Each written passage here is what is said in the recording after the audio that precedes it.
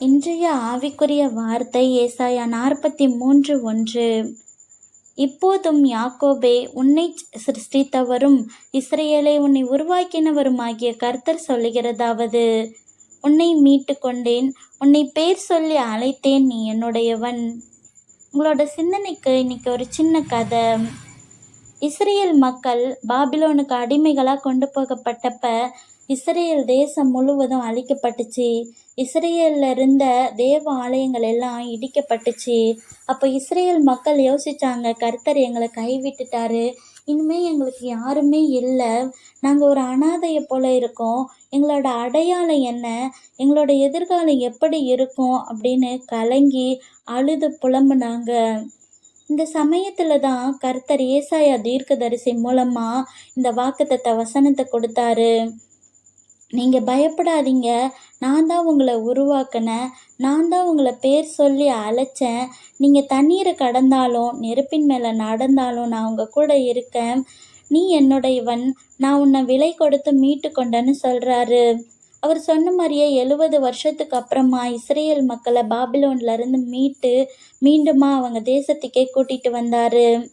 அன்றைய காலகட்டத்தில் இஸ்ரேல் மக்கள், இன்றைய காலகட்டத்தில் நம்ம தான். நம்ம யோசிக்கலாம், நம்ம அந்த தேசத்துக்கு அடிமைகளாக கொண்டு போகப்பட்டோம், நம்ம யாரு, நம்மளோட கடன்கள் அதிகமாக இருந்திருக்கலாம், வியாதியினால் பாதிக்கப்பட்டு இருந்திருக்கலாம், நம்மளோட எதிர்காலத்தை குறித்ததான பயம் நமக்கு இருந்திருக்கலாம், நம்மளோட படிப்பு எப்படி இருக்கும், நம்மளோட கல்யாண காரியங்கள் எப்படி நடக்கும், நம்ம இந்த தேசத்துலேயே மரித்து போயிடுவோம் அப்படின்னு யோசிச்சிருந்திருக்கலாம். நம்ம தனித்து விடப்பட்டு கர்த்தர் நம்மளை கைவிட்டாரு, நம்ம ஒரு டிப்ரெஷனில் இருக்கப்போ கூட கர்த்தரே நம்மளை சரி பண்ண முடியாது அப்படின்ட்டு யோசிச்சிருந்திருக்கலாம். ஆனால் கர்த்தர் சொல்கிறாரு, நான் தான் உன்னை உருவாக்கினேன், நான் தான் உன்னை பேர் சொல்லி அழைச்சேன், உன்னோட பேங்க் பேலன்ஸ் ஜீரோவாக இருந்தாலும், நீ வியாதினால் பாதிக்கப்பட்டிருந்தாலும், நான் உன்னை பேர் சொல்லி அழைச்சி நான் உன்னை அதிலிருந்து உன்னை மீட்பேன் அப்படின்னு சொல்கிறாரு. இதை கேட்டுட்ருக்க நம்மளோட வாழ்க்கையில் கூட நம்ம பவானியில் இருந்தாலும் சென்னையில் இருந்தாலும் நம்மளை பேர் சொல்லி அழைக்கிறாரு கர்த்தர்.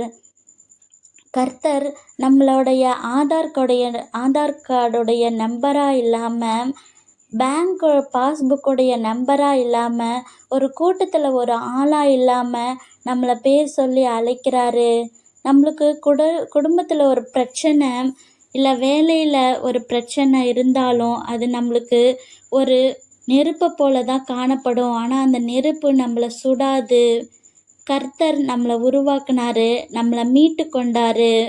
உங்களோட வாழ்க்கையில் கூட பாபிலோனில் இருக்கிற அடிமையை போல என்ன காரியம் இருக்குது? அன்பின் பரலோக பிதாவே, இன்று நாங்கள் கேட்ட வசனத்தின்படி நீர் எங்களை உருவாக்கினீர், எங்களை பெயர் சொல்லி அழைத்தீர். நாங்கள் நெருப்பில் இருந்தாலும் தண்ணீரை கடந்தாலும் நீங்கள் எங்கள் கூட இருக்கிறதற்காக உமக்கு ஸ்தோத்திரம். இந்த நாளிலும் பிறந்த நாள், திருமண நாள் காணக்கூடிய ஒவ்வொருவரையும் ஆசீர்வதிங்க. அவங்க வாழ்க்கையில் இன்னும் அதிகமான வெற்றிகளை பெற கிருபை செய்யுங்க. ஆமீன்.